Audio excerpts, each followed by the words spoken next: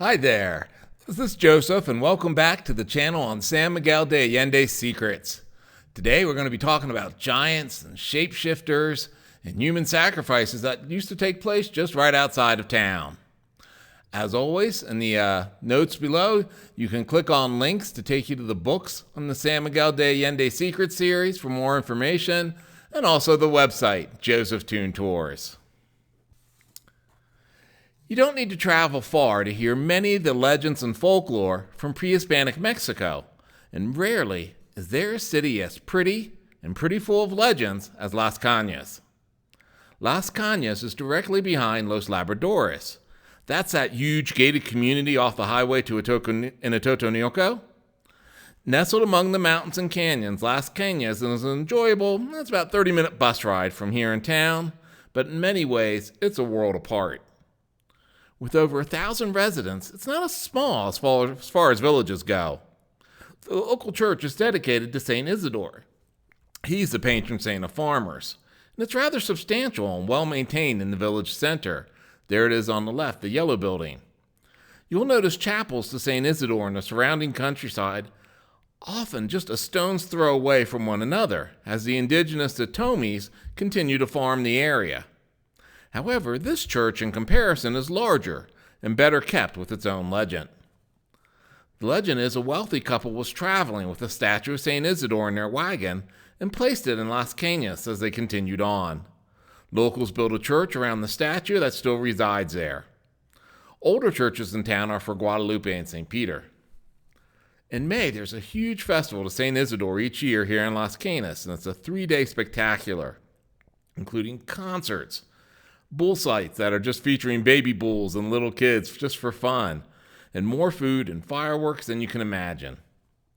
If you climb the nearby mountain, you'll find yet another well-kept chapel to St. Isidore. That's pictured there to your right, alongside some great canyon views.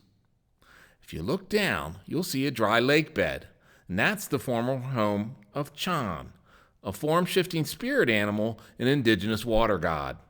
It was from the Chan the area had its abundance of water and large crop of sugarcane, hence the town's name, Las Cañas.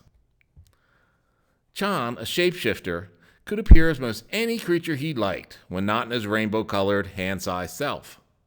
To keep the Chan at bay, once the water was gathered, villagers would toss rocks into the spring. And by the 1960s, Chan, tiring of the assault, stopped the spring's flow and the area dried up. He then moved across the highway to nearby Atotonilco and joined the sulfur-smelling hot springs for a spell. But eventually, the Chan moved to San Miguel's botanical gardens of El Charco, where you'll see the bottomless spring that is the current home of Chan. In order to keep San Miguel children from swimming in the deep well, mothers continued to tell tykes how Chan, a mischievous water god, would grab their ankles and pull them down into his home. Personally, I can never chat about the Chan on tours without having the Shaka Khan hit "I Feel For You" where her name is recounted several times, free float through my brain for the rest of the day.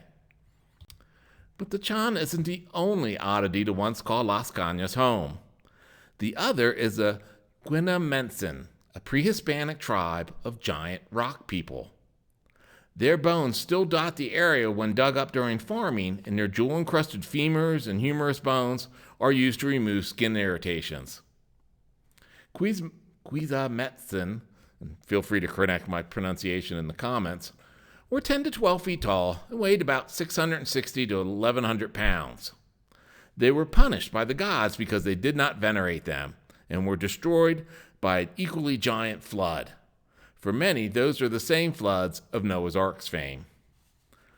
The word itself, Guinamentzin, is plural of Guinamentil, and is translated into Spanish as gigante, or giant. In the middle of the canyon's valley, you'll find a huge stone throne their rulers once ruled from. It's not far from the dam area the ancients sacrificed 2 children each year to ensure the rains. There it is there. I was thankful for my children at the dam, as it was from years of playing airplane with them. I still have the grace and cat-like reflexes to not tumble, along with the Maria Dart charges in my bag, to a watery grave. On one hike, we had a grandson of an area shaman lead us, and I realized it was he that needed to be writing books on the area, not me, because he knew everything about the flora, the fauna, animals, and history of the area. Throughout the hike, we'd enjoy a variety of fruit from the cacti, including garambulio, which provides a sweet-tasting fruit that you can eat in the wild or enjoy here in town in popsicles. I learned which plants alleviate kidney problems, arthritis, and sores. We also learned which plants provided sewing needles and enough oil to start a flame that begins a fire. We came across animals, both living and dead. The living included goats, bulls, burros, and foxes that excrement a lot. From spinal bones, I can now tell a coyote, cow, fox, and horse's skeleton apart. At one point, as the picture in the upper right-hand corner shows, I was so exhausted I didn't even hear Carmela, the burro, behind me arriving at a mountaintop spring at the same time. Not only was Carmela not breathing heavy, unlike me, that was only carrying a couple Maria dolls and some water, Carmela had 2 large milk cans of milk on her back. Show off. With some bones, I instantly saw how Maria and Jose would star in some future Day of the Dead ads. The birds were another lot to learn about. Some only sing at night, while others, like a whippoorwill that must constantly sing its name, whippoorwill, whippoorwill. There's a bird there that asks continuously, "What do you want? You want Jesus. What do you want? You want Jesus."